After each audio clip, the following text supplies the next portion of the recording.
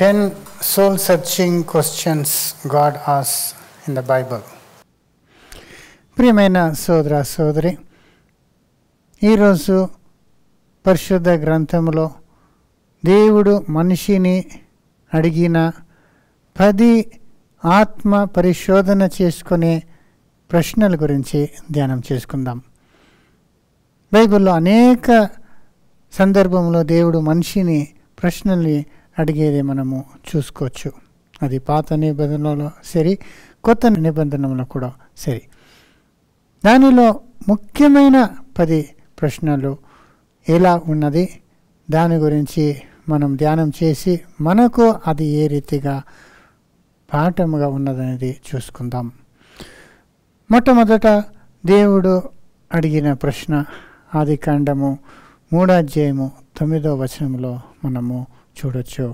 ఆదికాండము 3:9. దేవుడైన యెహోవా ఆదామును పిలిచి, నీవు ఎక్కడ ఉన్నావనెను. అదే మొదట ప్రశ్న. అంటే దానికి ముందు సైతాను ఆల్రెడీ ఒక ప్రశ్న వేసి అవ్వకు వాళ్ళని శోధనలో తీసుకొచ్చి వాళ్ళని పాపము చేసేలాగా చేసేసాడు.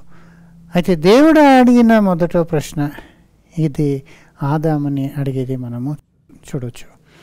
ఆదాముని దేవుడు పిలిచి, నువ్వు ఎక్కడ ఉన్నావు, వేర్ ఆర్ట్ దౌ ఆడమ్ అని దేవుడు అడిగే ప్రశ్న.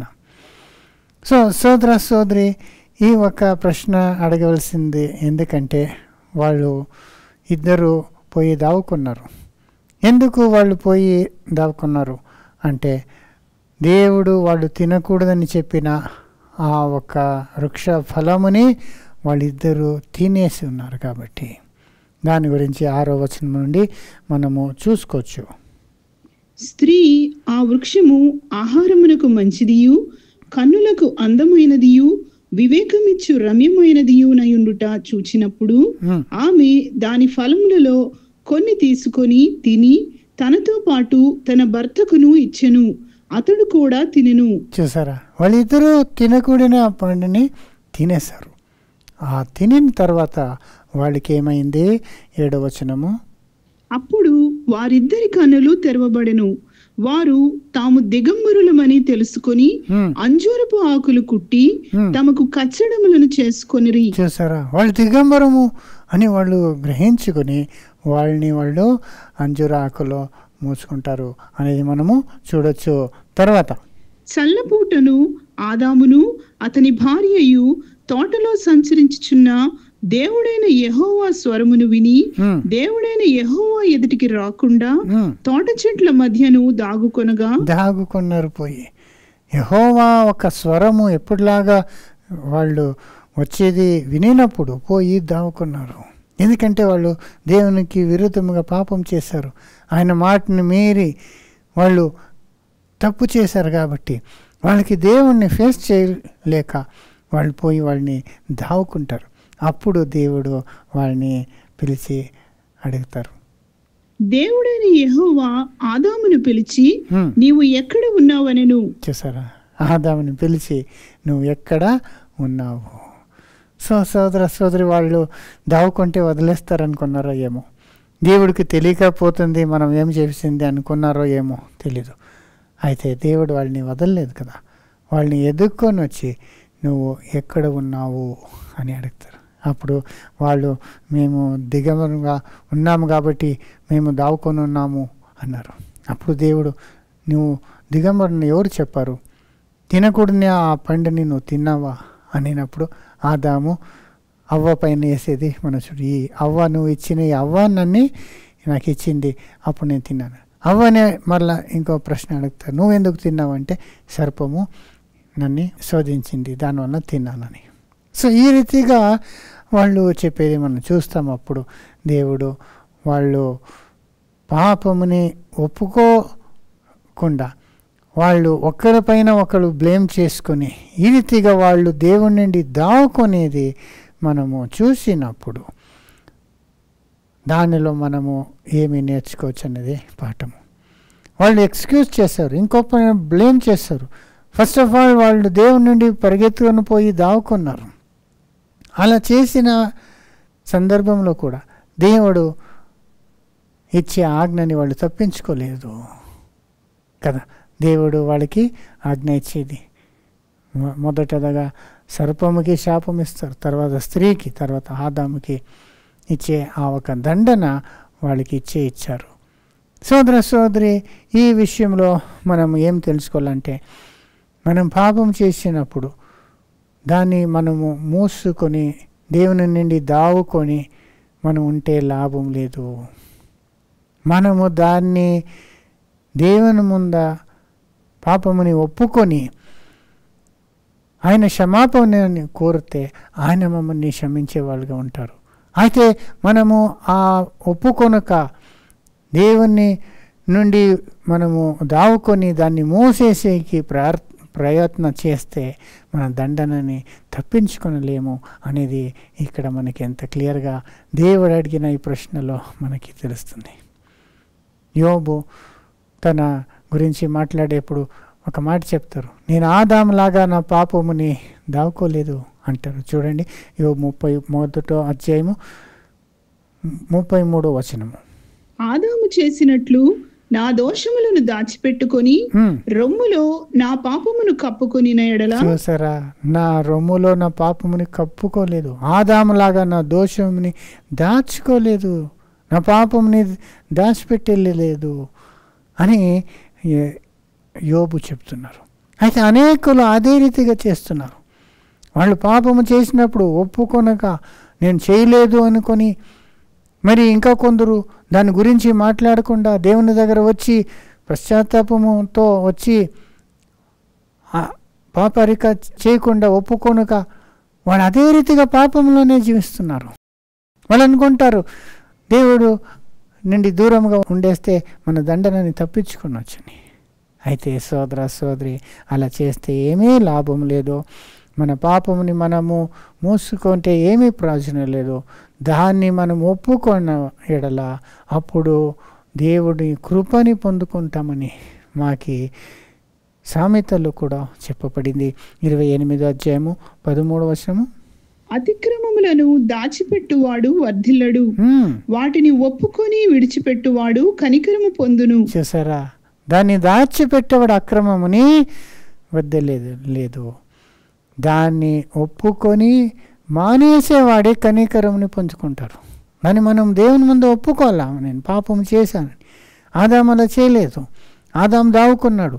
తర్వాత దేవుడే డైరెక్ట్గా అడిగినప్పుడు ఈ స్త్రీ ఇచ్చింది నేను తిన్నానన్నాను. వాడు చేసిన పాపం ఒప్పుకోలేదు. అవును తండ్రి, నేను తప్పు చేశాను, నేను మోసపోయాను, నీకు విరుద్ధంగా నేను పాపం చేశానని చెప్పుకోలేదు. చూసారా, ఆ రీతిగా ఉంటే లాభం లేదు. సోదర సోదరి, మన పాపముని మనం మూసుకుంటే, దావుకుంటే మనం వదిలేదు. అయితే దాన్ని మనం ఒప్పుకొని మానేస్తే కనికరమును పొందుకుంటాం.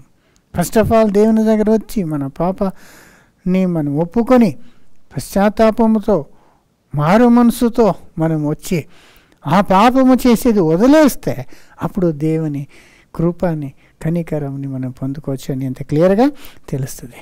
ఎందుకంటే దేవుడు మన పాపముని క్షమించే ఒక మార్గముని కూడా చేసి ఉన్నారు. అదేమంటే మన పాపము కొరకు తన కుమారుని దోషిగా చేసి ఆయనలో శిలువలో వేసినప్పుడు ఆయన మన కొరకు మా ప్లేస్లో ఆయన మరణించారు కాబట్టి ఆయన రక్తము ద్వారా మా పాపమంతా కడిగేసే ఒక మార్గంని దేవుడు మన కొరకు తెరుచున్నారు. సోదర సోదరి, అదే మొదట యోహాను 1వ అధ్యాయం 7 నుండి 10 వరకు చదివినప్పుడు మనకి ఎంత క్లియర్గా తెలుస్తుంది. అయితే ఆయన వెలుగులోనున్న ప్రకారము మనమును వెలుగులో నడిచిన ఎడల మనము అన్యోన్య సహవాసము గలవారమయ్యుందుము. అప్పుడు ఆయన కుమారుడైన యేసు రక్తము ప్రతి పాపము నుండి మనలను పవిత్రులనుగా చేయును. ఎంత మంచి వచనం చూడండి. మన దేవుని కుమారుడు యొక్క రక్తము మమ్మల్ని ప్రతి పాపము నుండి పరిశుద్ధము చేయను. ప్రతి పాపము ఆలోచన చేయండి. ఏ రకమైన పాపము ఉండొచ్చు, అన్ని రకమైన పాపము నుండి దేవుడు తొలగించి మమ్మల్ని పరిశుద్ధుడిగా చేస్తాడని ఎంత మహిమగల ఎంత ఒక వాగ్దానం దేవుడు మనకి ఇచ్చి ఉన్నాడు. తర్వాత మనము పాపము లేనివారమని చెప్పుకొని నేడలా మనలను మనమే మోసపుచ్చుకొందుము మరియు మనలో సత్యం ఉండదు. చేశారా? మమ్మల్ని పాపం లేదని అనుకుని నేనేం పాపం చేసాం, ఇదేం తప్ప, నేనేం ద్రోహం చేశాను అనే లాగానే అనుకోని అంటే మమ్మల్ని మనమే మోసం చేసుకుంటాము. సత్యంలో మనము లేదు. అయితే 9వ వచనము, మన పాపములను మనం ఒప్పుకొని నేడలా ఆయన నమ్మదగిన వాడును నీతిమంతుడును గనుక ఆయన మన పాపములను క్షమించి సమస్త దుర్నీతి నుండి మనలను పవిత్రులనుగా చేయును. మా పాపమును క్షమించి సమస్త దుర్నీతి నుండి మమ్మల్ని రక్షిస్తాడు.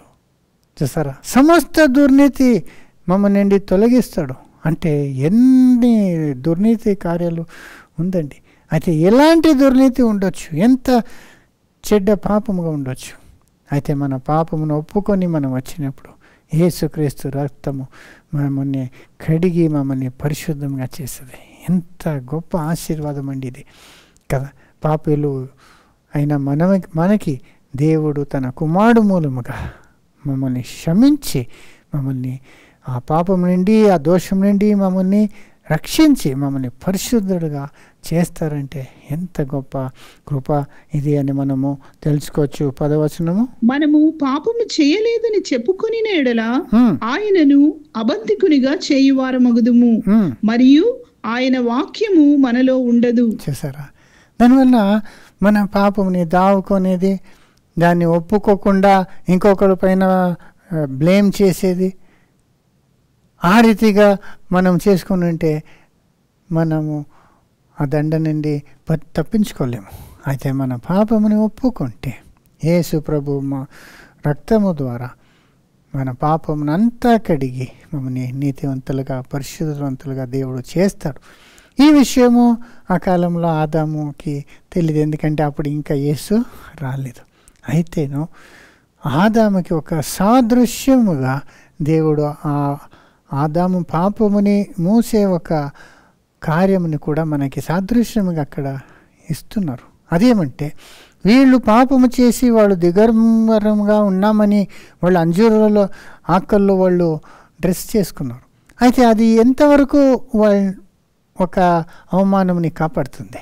కొంచెంకాలం, ఎందుకంటే ఆకులు ఎండిపోతుంది, తర్వాత ఒక గాలి వచ్చినప్పుడు అది ఆరిపోతుంది, మళ్ళీ వీళ్ళు దిగంబరంగానే ఉంటారు కదా, అది ఎండిపోతుంది కదా. అలాగా మన సొంత ప్రయత్నము మన సొంత నీతి ఎలాగుందని ఏషాయాలో చెప్తారు కదా, అది ఒక మురుకు బట్టలాగా, అది మమ్మల్ని కంప్లీట్గా కవర్ చేయలేదు. మరి శోధన వచ్చినప్పుడు మరలా మనం పాపం చేస్తాము, మరలా పాపంలోనే ఉంటాము. మన అవమానము అది శాశ్వతంగా తీసేయదు. అలాగా ఉన్నప్పటికీ దేవుడు వాళ్ళకి ఏం చేశారనేది మనందరికీ తెలుసు. వాళ్ళకి ఒక చర్మముతో ఒక వస్త్రమును చేసి వాళ్ళకి కప్పుతారు కదా. ఒక చర్మం అంటే లెదర్లో, ఆ లెదర్ అన్నప్పుడు అది చాలా కాలం ఉంటుంది, అంటే లైఫ్ లాంగ్ ఉంటుందండి. అది చినిగిపోదు, అది ఎండిపోదు, శాశ్వతంగా ఉండే ఒక డ్రెస్ని దేవుడు చర్మములో చేసి ఇచ్చారు. చర్మం అంటే ఏమి? అక్కడ ఏదో ఒక పశువుని త్యాగము చేసి ఆ ఒక చర్మముని వీళ్ళకి కప్పారంటే అది యేసుక్రీస్తు తన కుమారుడిని దేవుడు బలిగా ఇచ్చి ఆయన ఒక నీతిని మనకి డ్రెస్ లాగా ఇస్తున్నారనేది ఇక్కడ మనకి ఎంత బాగా తెలుస్తుంది కదా సోదర సోదరి. దానివల్ల ఈరోజు కూడా మనం ఏదైనా పాపము చేసి ఉన్నాడా ఎడల మనము దాన్ని ఒప్పుకొని యేసు ప్రభు నామములో దేవుని యొద్ద వచ్చి పాప క్షమాపణని పొందుకొని మనం కూడా నీతివంతులు అవ్వచ్చు. మరి ఆ పాపమును ఒప్పుకొని దాన్ని మానేయాల, మనం మనసాంతరము పొందాల, దాన్ని మరలా కంటిన్యూ చేయకూడదు. అలా ఉంటే అప్పుడు దేవుని ముందు మనము నీతివంతులుగా ఉండొచ్చు, దేవునితో ఆ ఒక్క సహవాసములో ఎల్లప్పుడూ మనం ఉండొచ్చు అనేది ఈ ఒక్క మొదట ప్రశ్న ద్వారా మనము తెలుసుకున్నాం. నెక్స్ట్ రెండో ప్రశ్న దేవుడు ఇక్కడ ఎవరిని అడిగారనేది మనం చూసినప్పుడు అది ఆదికాండము 4:9 మనము చూడొచ్చు. యెహోవా నీ తమ్ముడైన హేబేలు ఎక్కడనున్నాడని కయీను అడుగగా. చూసారా, ఇక్కడ కాయిన్ని దేవుడు ఒక ప్రశ్న అడుగుతున్నారు. అదేమంటే నీ తమ్ముడైన ఆబేలు ఎక్కడా? మొదట ప్రశ్న ఆదాముని నువ్వు ఎక్కడా అన్నారు. ఇక్కడ కాయిన్ని నీ తమ్ముడు ఎక్కడా? వేర్ ఈస్ ఏబెల్ దై బ్రదర్ అని అక్కడ దేవుడు అడిగేది మనం చూస్తాం. సో ఎందుకు దేవుడు అడుగుతున్నారు, కాయిన్ని ఎందుకు అడుగుతున్నారు అనేది మనందరికీ తెలుసు. ఎందుకంటే ఆదాము అవ్వ వాళ్ళు శాపగ్రస్తులయ్యి ఏదైనా నుండి బయటకు వచ్చిన తర్వాత వాళ్ళకి పిల్లలు పుట్టారు. 2 పిల్లలు. మొదటవాడు కాయిను, రెండోవాడు ఆబేలు. వీళ్ళిద్దరూ పెద్దవాళ్ళు అయిన తర్వాత దేవునికి వాళ్ళు ఒక కాணிకని తీసుకొస్తారు. అప్పుడు ఆబేలు ఇచ్చిన ఆ కాணிకని దేవుడు అంగీకరించాడు. కాయిన్ ఇది ఇచ్చినది దేవుడు అంగీకరించలేదు. అప్పుడు కాయినికి చాలా కోపం వస్తుంది, ఆబేలు పైన అసూయ వస్తుంది. అంటే దేవుడు ఆబేలు ఇచ్చింది మెచ్చుకున్నారు, నేను ఇచ్చింది ఆయన సంతోషపడలేదు అని ఆబేలు మీద కోపం వచ్చి వాడు ఉన్నప్పుడు అప్పుడు దేవుడు ఆయన దగ్గర వచ్చి ప్రశ్నిస్తారు. ఆయన ఒక కోపం గురించి దేవుడు అడిగేది 6వ వచనం నుండి చూసుకోవచ్చు. 4:6 యెహోవా కయీనుతో నీకు కోపమేలా? ముఖము చిన్నపుచ్చుకొని ఉన్నావేమి? ఏమండి నీకు కోపం ఎలా? వై ఆర్ యు రాత్? అంటే నీకు అంత కోపం ఎందుకు అని అక్కడ ప్రశ్నిస్తున్నారు కదా. నీ ముఖమును ఎందుకు చిన్నగా చేసుకున్నావు? నీవు సత్క్రియ చేసిన ఎడల తలనెత్తుకొనవా? సత్క్రియ చేయని ఎడల వాకిట పాపము పొంచియుండును. నీ ఎడల దానికి వాంఛ కలుగును, నీవు దానిని ఏలుదు అనెను. అక్కడ దేవుడు కాయిన్ చెప్తున్నాడు, నువ్వు సత్క్రియ చేస్తే నువ్వు ఇచ్చేది కూడా నేను అంగీకరిస్తాను కదా. సో నువ్వు సత్క్రియను చేయొచ్చు. మరి నీకు ఇప్పుడు పాపము ద్వారము దగ్గర ఉంది. ఆ పాపము నిన్ను తీసుకోవాలని ఆశిస్తుంది. అయితే నువ్వు దాన్ని జయించాలని వార్నింగ్ కూడా కాయిన్కి ఇస్తారు కదా. నువ్వు ఏదో పాపము చేయబోతున్నావు, నువ్వు జాగ్రత్తగా ఉండు, దానికి నువ్వు లోబడొద్దు, దాన్ని నువ్వు జయించని దేవుడు కాయిన్కి అక్కడ క్లియర్గా హెచ్చరిక కూడా ఇస్తున్నారు. అయితే వాడు దాన్ని జయించలేదు కదా. పాపము వాడిని జయించింది. అది 8వ వచనంలో చూడొచ్చు. కయీను తన తమ్ముడైన హేబేలుతో మాట్లాడెను. వారు పొలములో ఉన్నప్పుడు కయీను తన తమ్ముడైన హేబేలు మీద పడి అతనిని చంపెను. కాయిను ఆబేలు మీద కోపముతో రౌద్రముతో పడి చంపేశాడు. వాడిని అరణ్యంలో చంపి వాడిని వచ్చేసాడు కదా. సో అప్పుడు వాడు ఎవరికూ తెలియదు అనుకొని ఎక్కడో అరణ్యం చంపేసి వచ్చేసినాడు. అందరూ ఆబేలుని ఎదుగుతున్నారు. ఆబేలు ఇంటికి రాలేదే, ఎక్కడ పోయాడు ఆబేలు అని అందరూ ఎదుగుతుంటే కాయిన్ ఎవరికో చెప్పలేదు, ఎవరికో తెలియదు కూడా కాయిన్ ఆబేల్ని చంపిన విషయాలు. ఆ కాయిన్ అనుకోండి ఉండొచ్చు, ఎవరికో తెలియదు, నేను ఊరికనే ఉండిపోదామని కదా. ఎన్నో మర్డర్లు జరుగుతుంది. ఇదే ఫస్ట్ మర్డర్ బైబిల్లో, హిస్టరీలో ఇదే ఫస్ట్ మర్డర్. కాయిన్ తన సోదరిని చంపేసింది. అయితే ఎవరికో తెలియక అరణ్యంలో ఎక్కడో మూసేశాడో ఏమో తెలీదు, అందరిలాగా ఊరిని ఉన్నాడు. అయితే దేవుడు వదిలేసారా? దేవునికి అన్నీ తెలుసు కాబట్టి ఆయన వచ్చి కాయిన్ దగ్గర వచ్చి నీ తమ్ముడు ఎక్కడా అని అడుగుతున్నారు. చూడండి, యెహోవా నీ తమ్ముడైన హేబేలు ఎక్కడనున్నాడని కయీను అడుగగా. ఏంటి నీ తమ్ముడైన ఆబేలు ఎక్కడున్నాడని దేవుడు కాయిన్నే వచ్చి అడుగుతున్నాడు. అప్పుడు కూడా వీడు పాపమును ఒప్పుకొని దేవుని దగ్గర క్షమాపణ కోరలేదు. ఎంత ఒక గర్వముతో ఆన్సర్ చేస్తాడు చూడండి. మొదటదిగా అతడు నేను ఎరుగను, ఫస్ట్ నేను ఎరుగను అన్నాడు. చూడండి, అతడు నేను ఎరుగను, అసలు నాకు తెలియదు అన్నాడు. అంటే దేవుని దగ్గరనే అబద్ధం చెప్తున్నాడు. చూడండి, దేవునికి తెలియక ఉన్న విషయం ఏమైనా ఉందా? సృష్టికర్త ఆయనకి సమస్తము తెలుసు కదా. అయితే కాయను నాకు తెలీదు అనేసాడు. చూసారా, అలాగా అనేకులు ఆ రీతిగా అనుకుంటే పాపం చేసి ఎవరికూ తెలీదు దేవుడికూ తెలీదు అని కూడా అనుకోవచ్చండి. అయితే దేవునికి అన్నీ తెలుసు. మాత్రం కాదు, ఇంకొక మాట చెప్తాడు వాడు. ఏమండి? తమ్మునికి నేను కావలివాడనా అనెను. ఏమండి, ఎంత గర్వము చూడండి వాడికి. తమ్ముడికి నేను కావలివాడను అని దేవునికే ఆ రీతిగా దేవుని దగ్గర మాట్లాడుతున్నాడు. నా తమ్ముడిని చూసుకునేదే నా పనినా అనే రీతిగా మాట్లాడుతున్నాడు. చూసారా? అయితే దేవుడు వాడిని డైరెక్ట్గా అడుగుతారు. ఏమని? 10వ వచనము. అప్పుడు ఆయన, నీవు చేసిన పని ఏమిటి? ఏమండి, నువ్వు చేసిన పని ఏమిటి అడుగుతున్నారు. దేవునికి తెలియకుండా కాదు. ఎక్కడ ఏబేలని అడిగింది, ఈయన నోటి నుండి రావాలని ఎదురు చూస్తాడు దేవుడు. అయితే ఈయన అబద్ధము చెప్పుకొని ఆ రీతిగా ఈ రీతిగా వేరే రీతిగా మాట్లాడేప్పుడు నువ్వు ఏం చేసావు అని చెప్పి, నీ తమ్ముని రక్తము యొక్క స్వరము నేలలో నుండి నాకు మొర్రపెట్టుచున్నది. నీ తమ్ముడు రక్తం ఒక స్వరము నేల నుండి నన్ను మొరపెడుతున్నా. నేలలో వేసి మూసేశాడు వాడు, ఎవరికి తెలియకుండా అని. ఆ రీతిగా మనం చేసే పాపముని మూసేస్తే ఏమీ ప్రయోజనం లేదు. సోదరి ఆదాము తనని తాము దావుకున్నాడు. ఇక్కడ వీడు చేసిన పాపముని దాచిపెట్టేశాడు. అయితే దేవునికి అన్నీ తెలుసు. దేవుడు అతన్ని పిలిచి అతన్ని ట్యాకల్ చేసేది మనము చూడొచ్చు కదా. సోదరి ఈ రీతిగా ఉన్నప్పుడు మనము యోబుల మరలా ఒక ఎలిఫాస్ చెప్పే వచనంలో చూస్తే చాలా జనము దేవుడికి కనపడదు, దేవుడు ఎక్కడో ఆకాశంలో ఉన్నారు పరలోకంలో, మనం ఇక్కడ చేసే పని ఆయనకి ఎలా తెలుస్తుంది అని కూడా అనుకునే వాళ్ళు ఉంటారంట. చూడండి 22వ అధ్యాయం 12, 13. దేవుడు ఆకాశమంత మహోన్నతుడు కాడా? నక్షత్రముల ఔన్నత్యమును చూడుము, అవి ఎంత పైగానున్నవి. దేవునికి ఏమి తెలియను?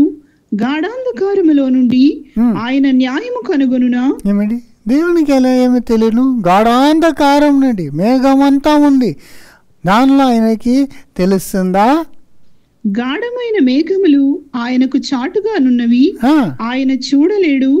ఆకాశములో ఆయన తిరుగుచున్నాడు అని నీవు అనుకుంటున్నావు. ఆకాశంలో ఉన్నాడు తిరుగుకొని, ఇక్కడ మనం చేసేది ఆయనకి ఎలా తెలుసు అని, ఆయన చూడలేడు అని అనుకుంటే అవుతుందా? సోదరి, ప్రతి ఒక్క కార్యం కూడా ఆయనకు ముందు క్లియర్గా తెలుస్తుందండి. ఇది దావీదు 139వ కీర్తనలో చెప్తున్నారు కదా. 139:1 నుండి, యెహోవా నీవు నన్ను పరిశోధించి తెలుసుకొని ఉన్నావు. నేను కూర్చుండుట నేను లేచుట నీకు తెలియను. నాకు తలంపు పుట్టక మునిపే నీవు నా మనస్సు గ్రహించుచున్నావు. ఏమండి, నా గురించి అన్నీ నువ్వు తెలుసుకొని ఉన్నావు. నేను కూర్చుంటేనూ తెలుసు, నేను లేస్తేనూ తెలుసు, నా మనసులో అనుకునే తలంపులు కూడా నీకు తెలుసు. మరి నా నడకను నా పడకను నీవు పరిశీలన చేసి ఉన్నావు. నా చర్యలన్నిటినీ నీవు బాగుగా తెలుసుకొని ఉన్నావు. చూసారా, నా నడవటము పడుకుంటాము నా మనసులో ఆలోచన చేయటము అన్నీ నీకు బాగా పరిశోధన చేస్తున్నావు, నువ్వు తెలుసుకున్నావు. మనం కూర్చొని ఏం చూస్తున్నాము టీవీలో, లేదంటే మొబైల్లో ఏం స్క్రాల్ చేసుకుంటున్నాము, లేదంటే రాత్రిలో నిద్రలో ఏమేమి ఆలోచన చేసుకుంటున్నాము, ప్రతి ఒక్కటి తెలుసు. మనం మాట్లాడక ముందే ఆయన మనం ఏం మాట్లాడుతున్నామని తెలుసు అంట. చూడండి, యెహోవా మాట నా నాలుకకు రాక మునిపే అది నీకు పూర్తిగా తెలిసి ఉన్నది. అన్నీ తెలుసు అండి దేవుడికి.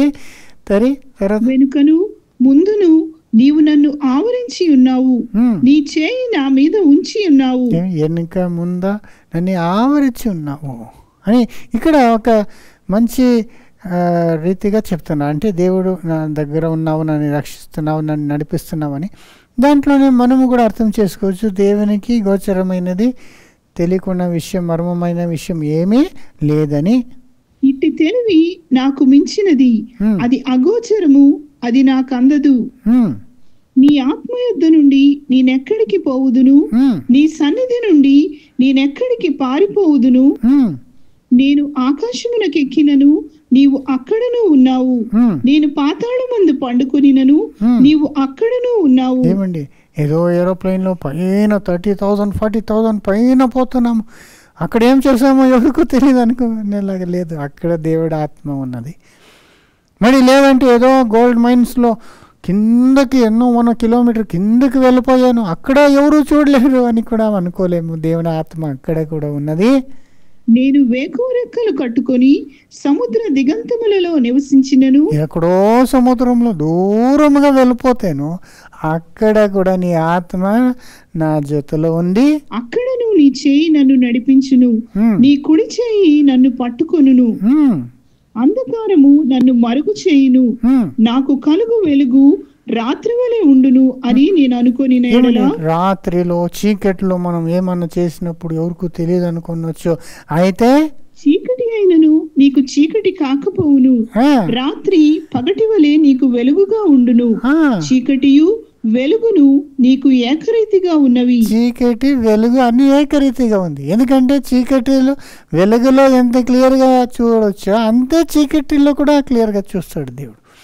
ప్రతి ఒక్కటి దేవుడు ఎరిగి ఉన్నారు. కాబట్టి మనం ఏదో పాపం చేసేసి ఎవరికూ తెలీదు అని దాన్ని మోసేసి మనం పోతూ ఉంటే దేవుడికి తెలీదని కాదు, దేవుడికి సమస్తము తెలుస్తుంది. దేవుడు వచ్చి నీ సోదరుడు ఎక్కడ, నువ్వు చేసిన పాపము నన్ను చూసి మొర్ర పెట్టుతున్నది అని దేవుడు చెప్పేలాగా మనము తెలుసుకున్నప్పుడు మనం ఎంత జాగ్రత్త పడాలా సోదర సోదరి దేవుని ముందా. మరి సోదరు ఎక్కడ అనేప్పుడు మనం ఒక విషయంని కూడా తెలుసుకోవాలి. అక్కడ సొంత సోదరుడు రక్త సంబంధమైన తన తల్లి తండ్రికే పుట్టిన ఆబేల్ని చంపేశాడు. మనకు సోదరులు అన్నప్పుడు ఫస్ట్ కుటుంబస్తులు వాళ్ళ దగ్గర మనం ఏ రీతిగా బిహేవ్ చేశారా అనేది దేవుడు గమనిస్తున్నాడు, పరిశోధిస్తున్నాడు. మనం వాళ్ళని హింసిస్తున్నామా, వాళ్ళకి అన్యాయం చేస్తున్నామా, వాళ్ళని నొప్పి పెట్టుతున్నామా అన్నీ దేవుడు గమనిస్తుంటాడు. అలా చేయకూడదు. అలా చేస్తే దేవుడు కాయిన్లాగానే మన దగ్గరకు వచ్చి ఆయన మన పాపముని ఎరిగి మమ్మల్ని దండన ఇచ్చేవాడుగా ఉన్నాడు కదా. కుటుంబస్తుల దగ్గర మనము కరెక్ట్గా ఉండాలా సోదరులు అన్నప్పుడు కదా. నెక్స్ట్ విశ్వాస కుటుంబంలో సంఘములో మన సోదరులు ఉన్నారు.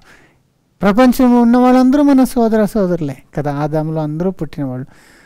మరి ముఖ్యంగా క్రీస్తుల సోదరులు సంఘంలో ఉన్నప్పుడు మనం ఇంకొక సోదరుని ఏమైనా నొప్పి పడితే, వాడిని మోసము చేస్తే ఇదంతా కూడా దేవుడు చూస్తున్నాడు. మా దగ్గర వచ్చి ప్రశ్న అడుగుతారు ఒకరోజు, ఎక్కడ నీ సోదరుడు, ఏం చేస్తున్నావు, నువ్వేం చేశావు, నువ్వు చేసిన తప్పు, వాళ్ళ రక్తము లేకుండా ఉండొచ్చు, వాళ్ళ ఒక కన్నీళ్ళు నన్ను మొర్ర పెడుతున్నది కదా అని కూడా దేవుడు అడుగుతాడు కదా. సోదరి దానివల్ల మనం చేసే తప్పుని మనం ఒప్పుకొని దాన్ని మానేసి వస్తే ఎంత మంచిదిగా ఉంటుంది. మనం తప్పు చేసి నన్ను తప్పు చేయలేదు అని అనుకొని ఇంకొకరి గురించి నేను పట్టించుకోకుండా ఉంటే దేవుడు దాన్ని ఒప్పుకుంటాడా? లేదు. మమ్మల్ని వచ్చి నీ సోదరుడు ఎక్కడ, నీ సోదరుడు ఏ స్థితిలో ఉన్నాడని అడుగుతారండి. బైబిల్లో చూస్తే ఎన్ని వచనాలు ఉంది సోదరుని గురించి. మీరు ఎంత జాగ్రత్తగా ఉండాలి. కాయిన్లాగా నా సోదరుని చూసుకునేదే నా పనినా, నేనేమి ఒక సెక్యూరిటీ పని చేస్తున్నానా నా అనుత్య వదిలేస్తాడా? లేదు. మా సోదరులు మనం చూసుకునే ఒక బాధ్యత మనకుంది సోదరి. చూడండి, దేవుడు బైబిల్లో ఒకరినొకరు ప్రేమించండి అని చెప్పబడింది. ఒకరినొకరు హానర్ చేయండి అంటే గౌరవించండి, మీకంటే ఇంకొకరిని గౌరవించండి ఎక్కువగా అని చెప్పబడింది. మరి ఒకరినొకరు తీర్పు చేయకుండా ఉండండి అని ఉంది. ఒకరినొకరు యాక్సెప్ట్ అంటే స్వీకరించండి అని చెప్పింది. మరి ఒకరు హెచ్చరించండి ఉంది, ఒకరినొకరు క్షమించండి అని కూడా బైబిల్లో ఉన్నది మనం చూడొచ్చు. ఒకరికొకరు ప్రార్థన చేయమని బైబిల్లో చెప్పబడింది.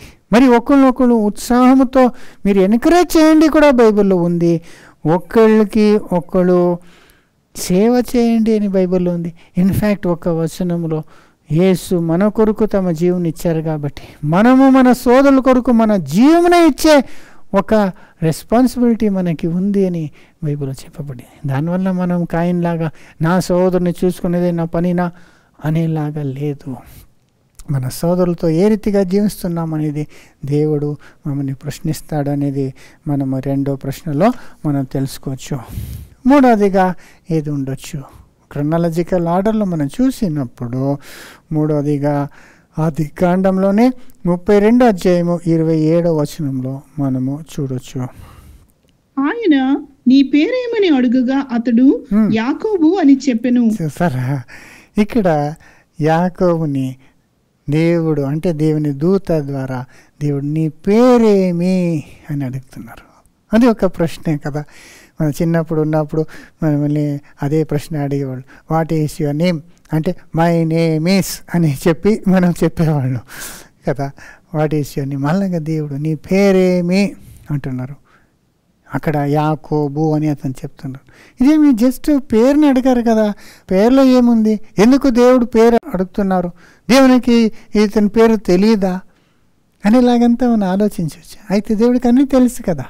అయితే ఎందుకు అడుగుతున్నాడంటే ఆ పేరంటే అతని క్యారెక్టరు, అతని క్యారెక్టర్ బట్టి అతనికి ఆ పేరు ఇచ్చారండి. ఎందుకంటే యాకోబు అంటే పేరేమంటే ఆ కాళ్ళని పట్టుకునేవాడు అని. అంటే వాడు పుట్టేప్పుడే కాయను పుట్టేప్పుడు వాడిని వదలకుండా వాడు కాలు పెట్టుకునే వీడు వస్తాడు. అంటే వాడిని లాగేసి వీడు ముందుకు రావాలనే ప్రయత్నము తల్లి గర్భం నుండే వీడు చేస్తున్నాడు. దానికి వాడికి ఒక నిక్నేమ్గా చేస్తాడు. వీడు ఇంకొకరిని కాళ్ళని లాగేసి వీడు ముందుకొచ్చే టైపు వీడు అని కొన్ని గుణములు పుట్టకనే వచ్చేస్తుంది. పుట్టగుణం అంటారు కదా, సస్తేను పోదు అంటారు. అలాగా కొందరికి ఒక్కొక్క వీక్నెస్, బలహీనత, ఒక్కొక్క పాపములు ఉండొచ్చు. ఏ రీతిగా ఉంటుందంటే వాళ్ళకి ఒక నిక్నేమ్ వచ్చేస్తుంది. ఇలాంటి వాడు వీడు చెప్తారు కదా కొందరు, వీడు చాలా కంజూస్ మార్వాడి అంటే డబ్బుని ఎవరికి ఏడు కదా, చాలా స్టింజీగా ఉంటాడని కదా. ఇంకా కొందరికి వీడు ఒక కోపిష్ఠుడు అని చెప్తారు. ఇలాగా వీడు ఒక ఎక్కువగా తిండిపోతి అని చెప్తారు. ఈ రీతిగా యాకోబుకి ఒక పేరే చేశారు. ఆ పేరేమంటే మోసగాడు, మోసము చేసేవాడు అని. ఎందుకంటే మనం బైబిల్లో చూసేప్పుడు కూడా వాడు ఒకరోజు వంట చేస్తున్నాడు.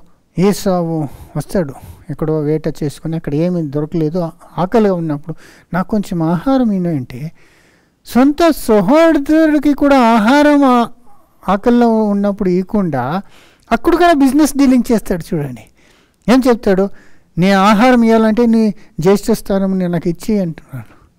చేస్తారా, ఎంత పెద్ద విషయాల్ని ఒక ఆహారంకి ఇచ్చి కొనేస్తున్నాడు చూడండి.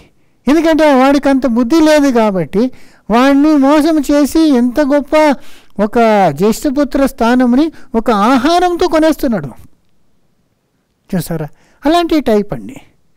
సో ఇంకొకళ్ళు ఒక సందర్భంని అంటే బ్యాడ్ టైమ్స్ని అడ్వాంటేజ్గా తీసుకొని వీళ్ళు సెల్ఫిష్గా వీళ్ళు సొంత ఒక స్వార్థము కొరకు వాళ్ళని మోసము చేసేది కదా, అలాంటి టైపు. మరి అదేలాగా నెక్స్ట్ తండ్రి ఐసాకు చనిపోయక ముందని ఆశీర్వదిస్తానని చెప్పినప్పుడు ఈసావు వేటకి పోయి నీకు మంచి వేట తీసుకొచ్చి ఆహారం చేసి పెట్టి ఇస్తాను, తర్వాత తినేసి నన్ను ఆశీర్వదించుంటూ పోయినప్పుడు వీడు వచ్చేసి వీడు ఇక్కడే ఆహారం తీసుకుని వచ్చి ఆ అన్న ఒక వేషం వేసుకుని వచ్చి అన్నకి పోవాల్సిన ఆశీర్వాదం వీడు తీసేసుకుంటాడు. తండ్రికే మోసం చేస్తాడు, తండ్రికే అబద్ధము చెప్పాడు వీడు. అలాంటి టైప్ అండి యాకోబు. సో అలాంటి వాడు యాకోబు. మరి అప్పుడు ఈసావుకి తెలిసినప్పుడు ఈసావుకి చాలా కోపం వచ్చినప్పుడు వీడు ఇంటి వదిలేసి లాబాన్ దగ్గర పారిపోతాడు. అక్కడ లాబాన్ దగ్గర పోయినప్పుడు అప్పుడు వీడిలాగానే లాబాను కూడా చాలా మోసగాళ్ళు. వీడికంటే డబ్బులు అనొచ్చు కదా. అక్కడ మీకు తెలుసు కదా, ఒక వాడి కూతురిని రెండో కూతురిని ప్రేమిస్తాడు. నాకు ఆ పెళ్లి చేయి అంటే 7 సంవత్సరం నా కొరకు పని చేయని. సరే అని 7 సంవత్సరం పని చేస్తాడు. తర్వాత పెళ్లి చేసేప్పుడు మొదట కుమార్తెని ఇచ్చేస్తాడు. ఏమప్పా ఇలా చేసావు, నేను అడిగింది రెండో కుమార్తె. ఆ మొదట కుమారుడు పెట్టుకొని ఎవరైనా రెండోదిని ఇస్తారా? ఇంకా 7 సంవత్సరం చేయి, రెండోది కూడా ఇస్తానని ఇంకా 7 సంవత్సరం వీడి దగ్గర పని చేయించుకున్నాడు. అలాంటి వాడు ఆ తర్వాత కూడా వీడికి ఎంత లాభం వస్తేనో వాడు తీసేసుకుంటున్నాడు. వీళ్ళని డీలింగ్స్ అంతా చేంజ్ చేసి అప్పుడు వాడి నుండి పారిపోయి ఆ కుటుంబం అంతా తీసుకొని వస్తున్న సందర్భంలో అక్కడ ఈసావు ఎదుర్కొస్తున్నాడు. ఈసాకి ఇంకా కోపం అలాగే ఉంది. వీడు మరలా వస్తున్నాడంటే వాడు 400 మనుషులు పెట్టుకొని వస్తున్నాడు వీడి పైనకి. అప్పుడు వీడు ఏం చేస్తాడు, ఒక రాత్రి వాళ్ళ కుటుంబంలో 2 భార్యల్ని 2 పిల్లల్ని సపరేట్ చేసి గుంపులుగా చేసి ఒకళ్ళ పైన ఈసావు పడితే ఇంకొకరు తప్పించుకోవచ్చు అని ఒక సందర్భంలో వాళ్ళని పంపించేసి ఏకముగా వాడు ఆ జబోక్ అనే నది దగ్గర అక్కడ క్రాస్ చేసేప్పుడు అక్కడ దేవుని దూత వచ్చి వాడితో పోరాటం చేసేది మనము చూస్తాము. ఇది ఆది కాండంలో మనకి 32 అధ్యాయము 22 నుండి చదవచ్చు. ఆ రాత్రి అతడు లేచి తన 2 భార్యలను, తన 2 దాసీలను, తన 11 మంది పిల్లలను తీసుకొని యబ్బోకు రేవు దాటిపోయెను. యాకోబు వారిని తీసుకొని ఆ ఏరు దాటించి తనకు కలిగినదంతయు పంపివేశను. యాకోబు ఒక్కడు మిగిలిపోయిను. ఒక నరుడు తెల్లవారు వరకు అతనితో పెనుగులాడెను. పెనుగులాడు అంటే కుస్తీ, ఫైటింగ్ మొదలు పెట్టేశాడు వీడు కొట్టేకి. అప్పుడు యాకోబు కూడా వాడి దగ్గర ఫైటింగ్ చేస్తున్నాడు. అలాగా పొద్దున్న అయ్యే వరకు రాత్రంతా వీళ్ళు ఫైటింగ్ చేస్తారు చూడండి. తర్వాత ఏమైంది, తాను అతని గెలవకుండుట చూచి తడగూటి మీద అతనిని కొట్టెను. అప్పుడు అతడు ఆయనతో పెనుగులాడుట వలన యాకోబు తొడగూడు వసిలెను. ఏమండి, అప్పుడు ఆ దూత వీడిని గెలవలేడని తెలుసుకొని వీడొక తొడపైన ఉన్న ఆ ఒక లిగమెంట్ని టచ్ చేసి దాన్ని పడిపోయేలాగా చేసేస్తాడు. అంటే ఈ ఫీమర్ బోను, ఆ హిప్ జాయింట్ ఉంటుంది కదా, ఆ తొడ అక్కడ ఒక మజిల్ ఉంటుంది థిక్గా గట్టిగా, అదే అక్కడ పట్టుకునేది. మనం నడిచేప్పుడు అది విడుకున్నట్లు అలా ఉంటుంది. ఇట్లా షోల్డర్స్లో కూడా ఉంటుంది. కొందరికి పని చేసేప్పుడు చాలా రాంగ్ డైరెక్షన్లో హెవీ చేసేప్పుడు ఇది పడిపోతుంటుంది. అప్పుడు డాక్టర్లు దాన్ని కూర్చోపెట్టి ఆపరేషన్ అంతా చేస్తారు. అలాగా తొడ పైన ఉన్న ఆ ఒక మజిల్ లిగమెంట్ని టేర్ అంటే చింపేస్తాడు. అప్పుడు కాళ్ళు పడిపోతుంది. అలా చేస్తేనే వీడిని జయించవచ్చని అలా దూత వీడిని చేసినప్పుడు నెక్స్ట్ వీడేం చేస్తాడంట, ఆయన తెల్లవారుచున్నది గనుక నన్ను పోనిమ్మనగా అతడు నీవు నన్ను ఆశీర్వదించితేనే గాని నిన్ను పోనీయనెను. చూసారా, వాడిని గట్టిగా పట్టుకున్నాడు. అప్పుడు వాడు కాళ్ళు లేకుండా ఉంటేనే వాడిని వదలలేదు, చేతిలో పట్టుకున్నారు. ఎలాగంటే ఇప్పుడు బాక్సింగ్ మ్యాచ్లు అవుతూ ఉంటుంది. బాక్స్ చేస్తే ఇంకొకరు చాలా కొడుతుంటే వీళ్ళు ఏం చేస్తారు, తల నీళ్ళు చేసుకుని వాళ్ళు గట్టిగా పట్టేసుకుంటారు. అప్పుడు వాళ్ళు వీళ్ళని కొట్టలేరు కదా. అలాగా మీరు గట్టిగా పట్టుకొని నువ్వు నన్ను ఆశీర్వదిస్తే తప్ప నేను వదలలేను. ఎందుకు ఇప్పుడు వాడు ఫైటింగ్ ఆడేవాడు వాడు ఆశీర్వాదం ఎందుకు కోరుతున్నాడంటే వాడు ఎప్పుడు ఈ తొడని ఒక టచ్ చేసి ఇరుగు చేసేసాడు. అప్పుడు వీడికి తెలిసింది ఇది సాధారణమైన ఒక మనిషి కాదు, ఇది ఎవరో దేవుని మనిషి ఉండొచ్చు, దానివల్ల ఆశీర్వాదంని నేను పొందుకోవాలని గట్టిగా పట్టుకున్నాడు. చూడండి, అప్పుడేనే వాడు వీళ్ళని అడిగేది, నీ పేరేమి? చూడండి, ఆయన నీ పేరేమని అడుగగా అతడు యాకోబు అని చెప్పెను. నీ పేరేమి అని అడుగా యాకోబు. యాకోబు అని ఆయన చెప్పేప్పుడే వాడికి ఏముంది, నేను యాకోబు, నేను కాళ్ళు పెట్టుకొని లాగేసేవాడు, ఇంకొకరిని నేను మోసం చేసేవాడని వాడే ఒప్పుకుంటున్నాడు. చూడండి, చూసారు, ఎందుకంటే ఆ పేరు అంటే అదే అర్థం. అది ఈసావు చెప్తాడు ఎక్కడంటే ఆదికాండం 27:36 చూడండి.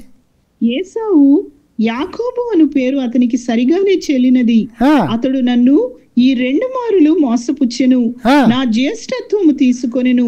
ఇదిగో ఇప్పుడు వచ్చి నాకు రావలసిన దీవెనను తీసుకొనేనని చెప్పి నా కొరకు మరి ఏ దీవెనయు మిగిల్చి ఉంచలేదా అని అడిగాను. చూస్తారా, ఆయనకి సరిగా పేరు పెట్టారని చెప్తారు చూడండి, ఎందుకంటే 2 సార్లు నేను మోసం చేస్తారు. చూడండి, ఏసావు యాకోబు అను పేరు అతనికి సరిగానే చెల్లినది. ఏంటి సరిగానే చెల్లింది, ఆ పేరుకి తగ్గగానే వాడు చేశాడు నన్ను 2 సార్లు మోసము అన్నట్లు. వీడు నా పేరు ఏమంటే యాకోబు అంటాడు.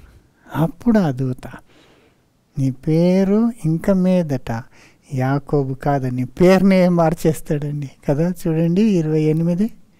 అప్పుడు ఆయన, నీవు దేవునితోనూ మనుష్యులతోనూ పోరాడి గెలిచితివి గనుక ఇక మీదట నీ పేరు ఇశ్రాయేలే గాని యాకోబు అనబడదని చెప్పాను. మీద నీ పేరు యాకోబు కాదు, నీ పేరు ఇశ్రాయేల్. ఇజ్రాయేల్ అంటే ఏమంటే ఫైటర్ అని. నువ్వు ఒక మోసగాడు కాదు, నువ్వు ఒక ఫైటర్ అయిపోయావు, నువ్వు బలం, ఒక వారియర్ నువ్వు అని ఆ రీతిగా పేరు పెట్టావు.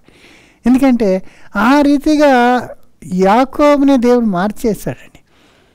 వాడు ఏసావు దగ్గర మోసం చేసి పారిపోయారు కదా, అదే యాకోబు కాదు ఇప్పుడున్న యాకోబు.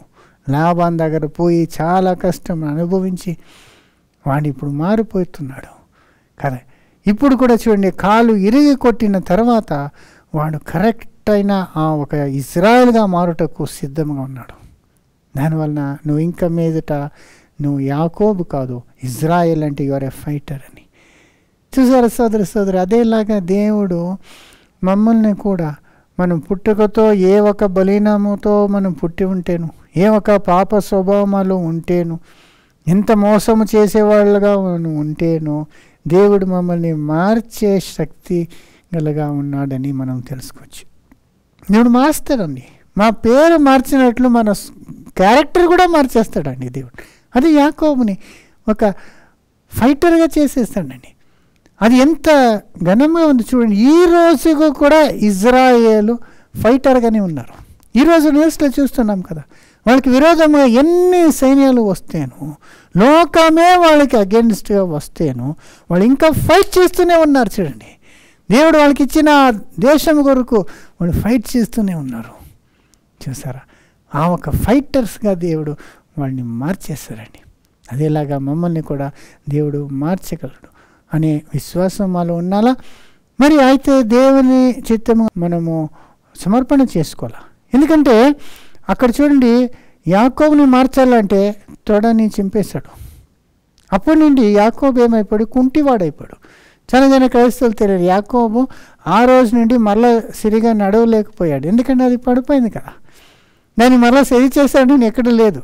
ఇప్పుడులాగా ఆ కాలంలో సర్జరీ చేసి ఆపరేషన్ చేసి దాన్ని అంతా స్టిచ్ చేసే ఒక కాలం కాదు కదా అది. దానివల్ల వాడు అలాగే ఉండిపోయాడు.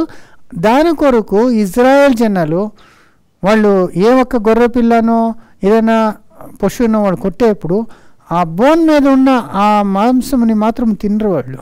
ఎందుకంటే వాళ్ళు ఒక ఫౌండర్ తండ్రికి అది లేదు కదా, అది చినిగిపోయింది కదా, వాడు కుంటివాడైపోయాడని ఈ రోజుకు తినరని బైబిల్లోనే చెప్పబడింది. అక్కడే కింద చూడండి 32 వచనము.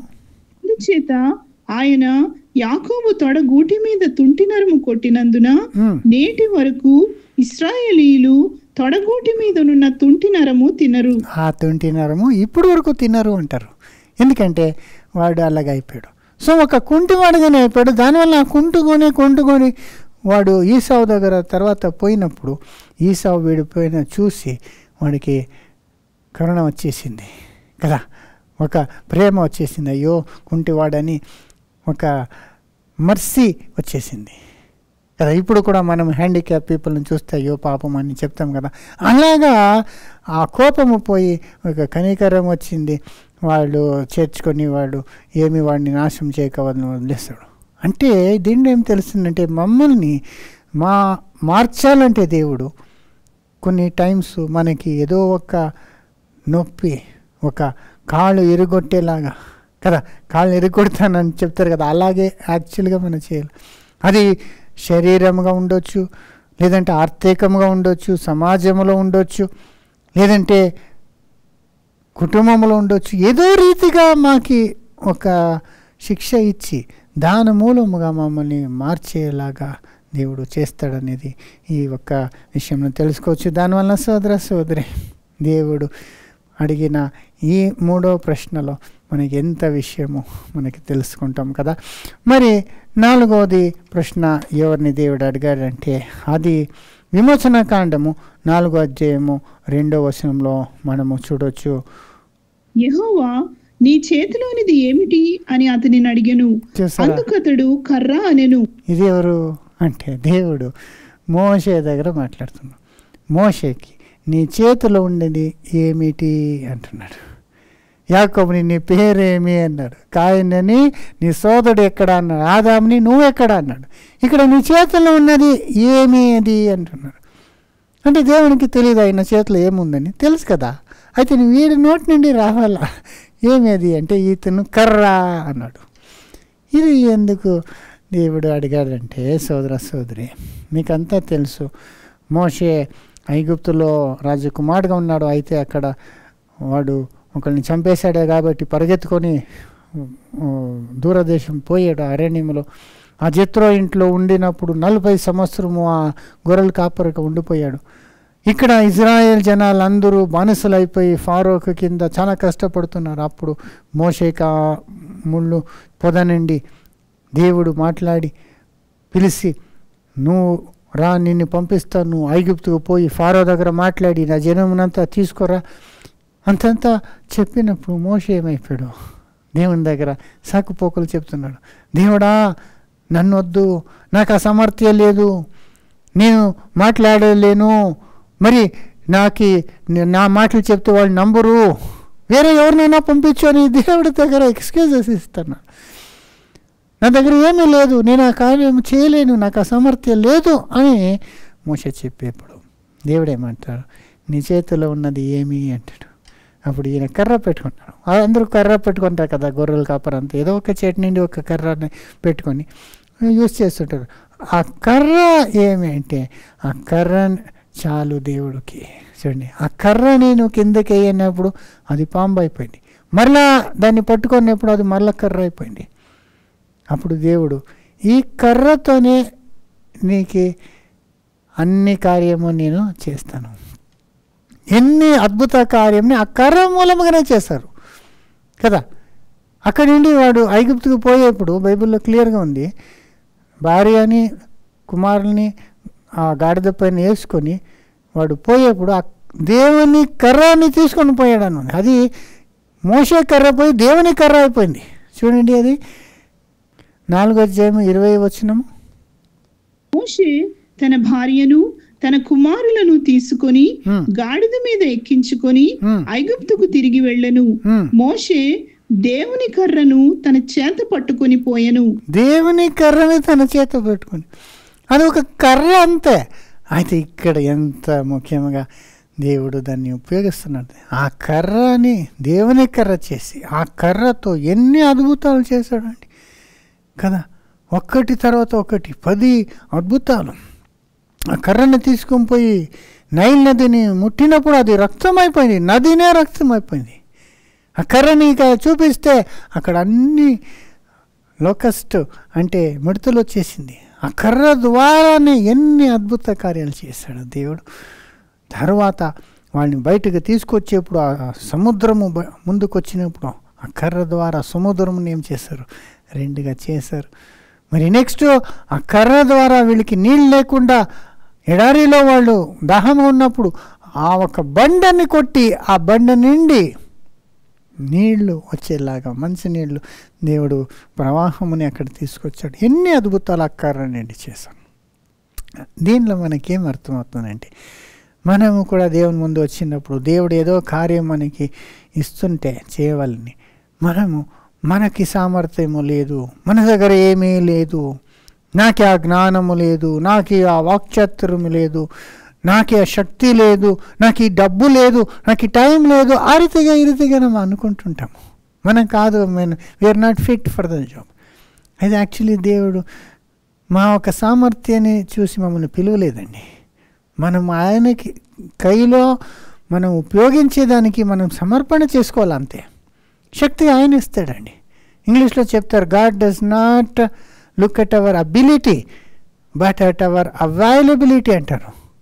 అంటే మాకెంత శక్తి ఉంది, అబిలిటీ ఉందని కాదు, అవైలబుల్గా ఉన్నామా, ఆయన మమ్మల్ని ఉపయోగించడానికి ఆయన కొరకు మనము సమర్పణ చేసుకుని ఉన్నామా, విల్లింగ్గా ఉన్నామా, మనసు ఉందా ఆయన కార్యం చేసే. కానీ జ్ఞానం ఆయన ఇస్తాడు, శక్తి ఆయన ఇస్తారు, డబ్బు ఆయన ఇస్తారు, అన్నీ ఆయన ఇస్తారని. కదా.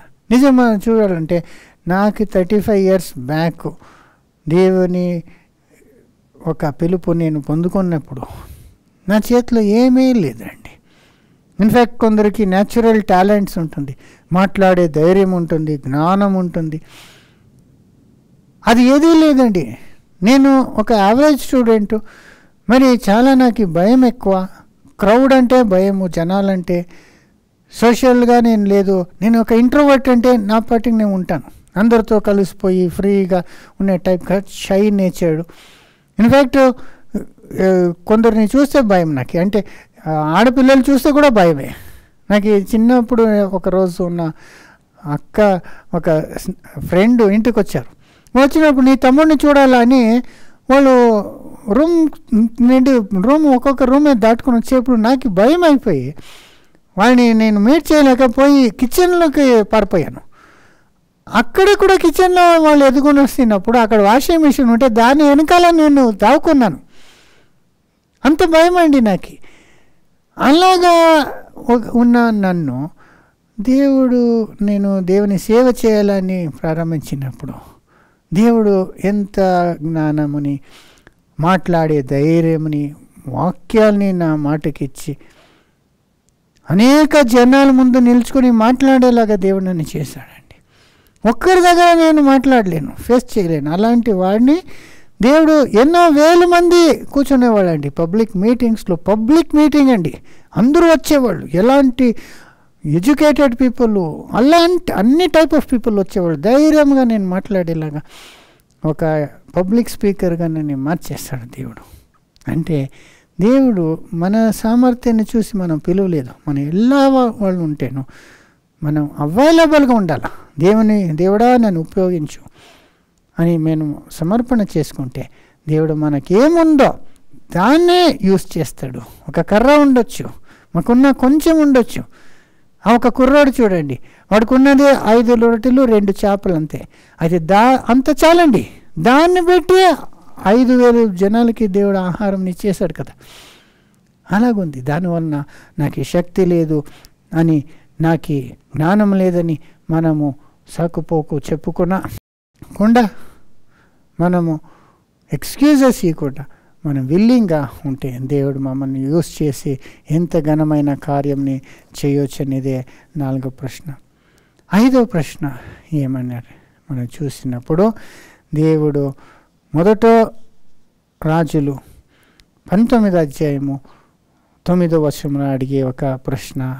మొదట రాజులు అంటే కింగ్స్. అచ్చట ఉన్న ఒక గుహలో చేరి బస చేసెను. యెహోవా వాక్కు అతనికి ప్రత్యక్షమై, ఏలియా ఇచ్చట నీవేమి చేయించున్నావని అతని అడుగగా, చూసారా, దేవుడు ఏలియా ప్రవక్తని అడిగి ఇచ్చట నువ్వు ఏమి చేస్తున్నావు, చూసారా, what are you doing here, ఇచ్చట నువ్వు ఏం చేస్తున్నావు అని ఏలియాని అడుగుతున్నాను. సో ఏలియా గురించి కూడా మనం పోయిన క్లాస్లో సంఘంలో అదే తీసుకున్నాం. ఎంత గొప్ప ప్రవక్తుడు, ప్రార్థన చేసి వర్షంనే నిలిపేస్తాడు కదా. తర్వాత 3.5 సంవత్సరం తర్వాత వీడు మాట వలన వర్షం వల్ల కూరింది కదా. ఎంత గొప్ప గ్రేట్ సర్వెంట్ ఆఫ్ గాడ్, దేవుని సేవకుడు. అలా 850 బాల్ యాజకుల్ని చంపేస్తాడు అక్కడ కదా. యెహోవా నామం ఎంత మహిమపరిచి అందరూ యెహోవా దగ్గర తిరిగేలాగా చేస్తాడు మౌంట్ కార్మల్లో. ఇది అయిన తర్వాత ఏమవుతుంది, అక్కడ యెజెబెల్కి పోయి ఆహాబ్ చెప్పేస్తాడు, ఎలియా వచ్చాడు, ఇలా వర్షము వచ్చేసింది, వాడు ప్రార్థన చేసినప్పుడు అగ్ని దిగి వచ్చింది, ఆ బలినంతా అగ్ని తీసుకుంది, బాల్ యాజకులు ఎంత ప్రార్థన చేస్తేనో దేవుడు అగ్ని ఇయలేదు, దానివల్ల జనాలంతా ఎలియా పక్కన తిరిగి ఆ యాజకులంతా చంపేశారు అని అంతా ఆహాబ్ యెజెబెల్కి చెప్పినప్పుడు యెజెబెల్ ఏమంటుంది, సూర్యుడు కింద పోయే ముందు ఎలియాని తల తన పైన ఉండకుండా నేను చంపేస్తానని చెప్పేసింది. అప్పుడు ఎలియా భయపడి, మీకు పోయేది తెలుసు కదా. ఫస్ట్ ఎలియా ఆ ఒక చెట్టు కింద కూర్చొని దేవుడా నేను చనిపోతాను, నా పితరుల కంటే నేను ఇంకా గొప్పవాడు కాదు, నా పితరులందరూ పోయారు, నేను ఆ ఏజ్లో ఉన్నా, నేను పోతానని దేవుడి దగ్గర నేను చంపేయని అడుగుతున్నాడు. అప్పుడు దేవుడు వాడికి నిద్ర చేయమని చేపించి ఆహారం 2 పొట్టు ఇచ్చి తర్వాత హోరేబుకు పోన్నాను. హోరేబుకు పోతే అక్కడ ఒక గుహ చూస్తే ఆ గుహలో దావుకొని ఉన్నాడు. అప్పుడు దేవుడు, ఏలియా నువ్వు ఇక్కడ ఏం చేస్తున్నావు, ఎందుకు దావుకొని ఉన్నావు, ఎందుకు పారిపోయి వచ్చావు అని ఇలాగా ఏలియా దగ్గర మాట్లాడుతున్నాడు. సోదర సోదరి, దీనికి తర్వాత దేవుడు మాట్లాడతారు కదా. ఫస్ట్ ఒక అగ్ని వస్తుంది, తర్వాత గాలి, తర్వాత భూకంపము, తర్వాత ఒక మంచి స్వరములో సాఫ్ట్ విస్పర్లో దేవుడు ఏలియాతో మాట్లాడతారు.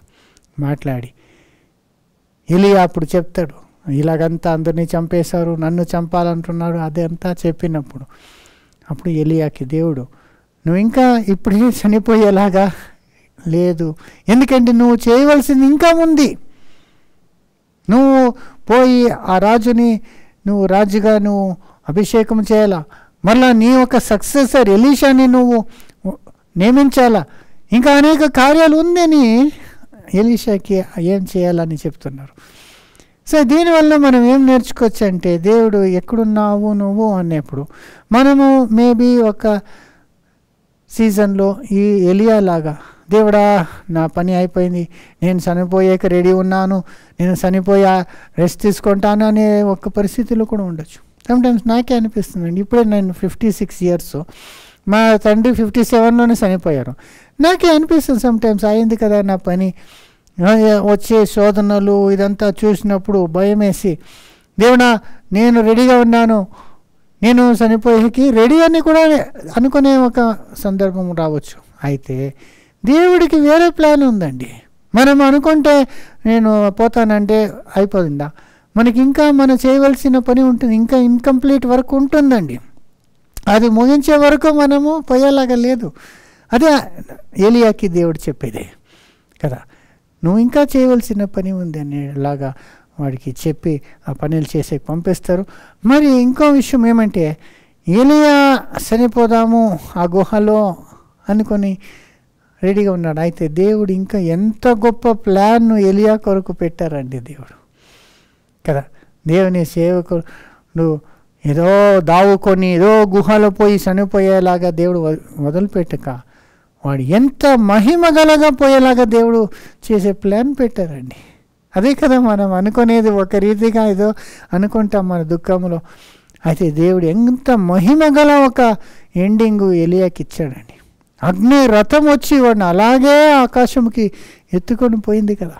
అది ఎంత స్పెక్టాక్యులర్ మహిమ గల ఒక ఈవెంట్ అండి అది కదా. అందరికంటే ఎలియా రథంతో అలాగే ఎత్తుకొని పోయిందంటే దేవుడు మన జీవితంలో ఆ రీతి ప్లాన్ ఉండొచ్చండి. మనం ఉన్న కాలం ఈ లోక అంత్యంలో ఎంత అంత్యంలో ఉన్నామంటే, ఇంకా కొన్ని రోజు ఉంటే యేసు వచ్చేస్తారు. అప్పుడు మనం జీవంతులుగా సావకుండా అలాగే యేసుతో పరలోకముకు పోయే ఒక అవకాశంని మనం పొందుకోవచ్చండి. అంత గొప్ప ఒక ప్లాన్స్ అంతా దేవుడు మా గురించి పెట్టుకున్నాడండి. దానివల్ల మనం ఇప్పుడే అయిపోయింది, కొంచెం దానికే మనము టైర్డ్ అయిపోయి మనం ఉంటే అవదండి. ఇంకా కొంచెం కాలం వెయిట్ చేస్తే, సావనే చూడక మనము ఎలియాని అక్కడ ఒక ఎగ్జాంపుల్గా సాదృశ్యంగా పెట్టారు. అయితే నిజముగా యేసుతో పరలోకముగే మనం పోయే ఒక సాధ్యత కూడా ఉందండి. దానివల్ల సోదర సోదరి, ఈ 5 ప్రశ్నల మూలంగా మనం ఎక్కడున్నాము, ఇప్పుడు నా చేతిలో ఏమున్నది, మా పేరు ఏమి, మరి మనము ఏమి చేశాము, ఎక్కడ ఉన్నాము అనే విషయాల్లో మనకి మా హృదయముని పరిశోధన చేసుకునే ప్రశ్నలాగా ఈ 5 ప్రశ్నలు ఈ పాత నిబంధన నుండి చూసుకున్నాము. ఇంకా 5 ప్రశ్నలు కొత్త నిబంధన నుండి దేవుడు తన కుమారుడైన యేసు క్రీస్తు మూలముగా అడిగే ప్రశ్నల్ని మనము దేవుని చిత్తం అంటే నెక్స్ట్ పార్ట్లో మనము చూసుకుందాం. అంతవరకు దేవుడు మిమ్మల్ని ఆశీర్వదించును గాక. ఆమేన్.